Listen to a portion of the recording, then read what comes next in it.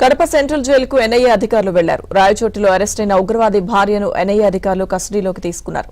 July 1వ తేదీన అబూబకర్ సిద్దికీ మహమ్మద్ ను తమిళనాడు ఐపీ పోలీసులు అరెస్ట్ చేశారు. అదే రోజు ఇద్దరు ఉగ్రవాదుల భార్యలను అన్నమయ్య జిల్లా పోలీసులు అరెస్ట్ చేసి కడప సెంట్రల్ జైలుకు తరలించారు.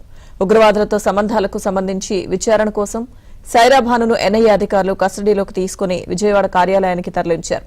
ఇక పీటీ వారెంట్ పై వారం రోజుల పాటు సైరాభాను ఎన్ఐఏ విచారణ చేయనుంది.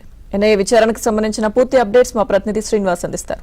శ్రీనివాస్, రాయచోట్ల గతంలో జరిగిన ఎన్ఐఏ ఉగ్రవాదులకు సంబంధించి ఎన్ఐఏ ఈ రోజు కడప సెంట్రల్ జైలుకు రావడం జరిగింది. ఎన్ఐఏ అధికారులు ఎవరైతే ఉగ్రవాదులు ఉన్నారో వాళ్ళ భార్యలు ఇద్దరు కూడా ఆ రోజు అరెస్ట్ చేయడం జరిగింది. ఎందుకంటే ఆ రోజు జరిగిన మొత్తం ఉగ్రవాదులకు సంబంధించి వాళ్ళు దాచిపెట్టడం అనేది తప్పని చెప్పి వాళ్ళిద్దరిని కూడా వాళ్ళ సతీమణులు ఇద్దరిని కూడా అరెస్ట్ చేయడం జరిగింది. ఉగ్రవాదులు వాళ్ళిద్దరు కడప సెంట్రల్ జైల్లో రిమాండ్ ఖైదీలుగా ఉండేవారు.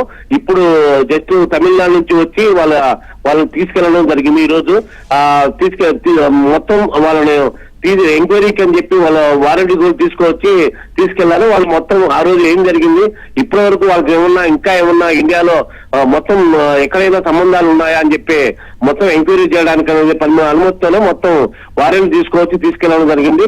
ఇప్పుడే చెన్నైకి వీళ్ళు కడప సెంట్రల్ జైలు నుంచి వాళ్ళ సతీమణులు ఇద్దరు తీసుకెళ్లడం జరిగింది.